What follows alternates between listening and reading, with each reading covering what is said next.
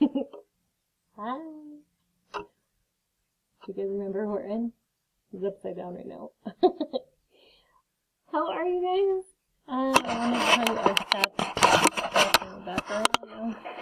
Our lovely classroom.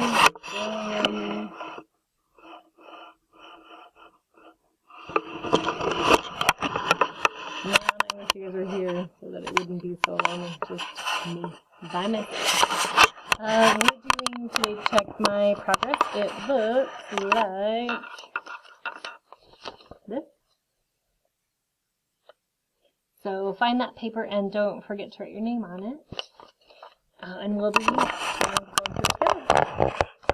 So, awesome. Alright. I hope I'm not making you dizzy. Okay, please write your name. So please write your name on your paper, write your name. Write your name on your paper, write your name. If you don't write your name, then they all look the same. Write your name on your paper, write your name. So here we have our Check My Progress vocabulary check. Draw lines to match. So here you have side, vertex. So remember, a side, a vertex, or more than one is called a vertices. More than one are called vertices.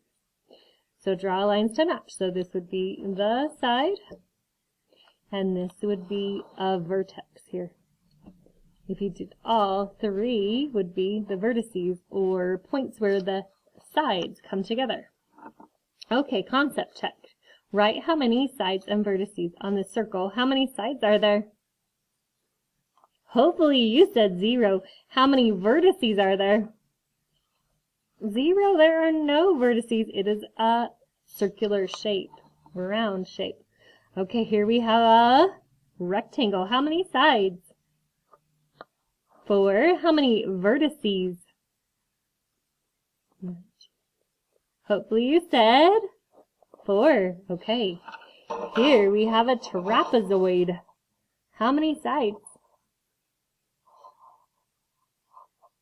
Did you say 4? How many vertices? Did you notice the same thing that I've noticed so far? Sides and vertices are usually the same. Okay, what shape? How many sides?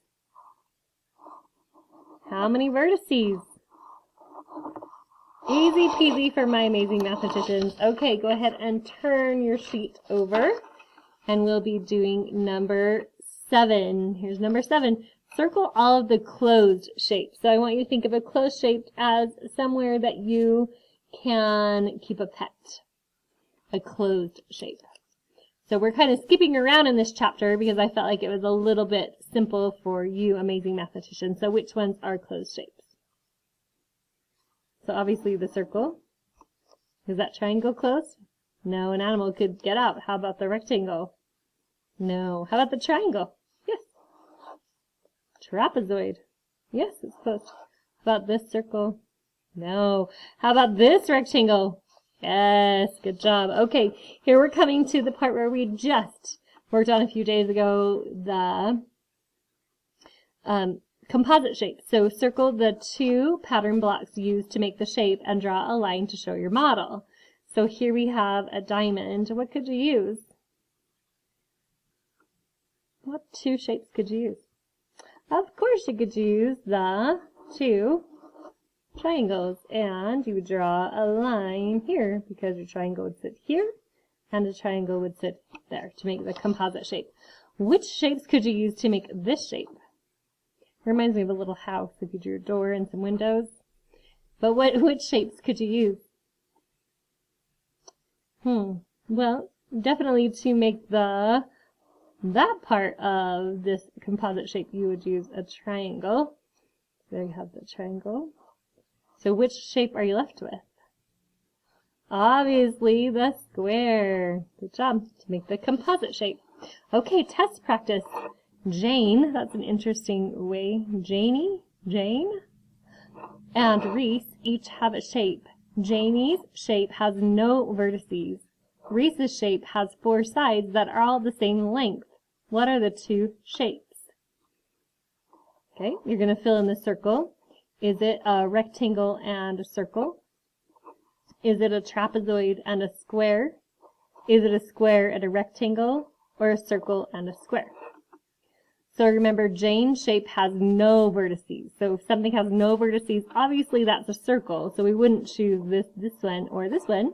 We need either rectangle, circle, or circle and square. Let's talk about Reese's shape. Reese's shape has 4 sides that are all the same length. Would that describe a rectangle? No, because all the sides in a rectangle are not the same length. 2 sides are longer and 2 sides are shorter. How about a square? Yes, that has all the same length on the sides and 4 sides and 4 vertices. So we would color in the circle that is circle and square. Okay, that is the end of our Check My Progress page. Have a great day.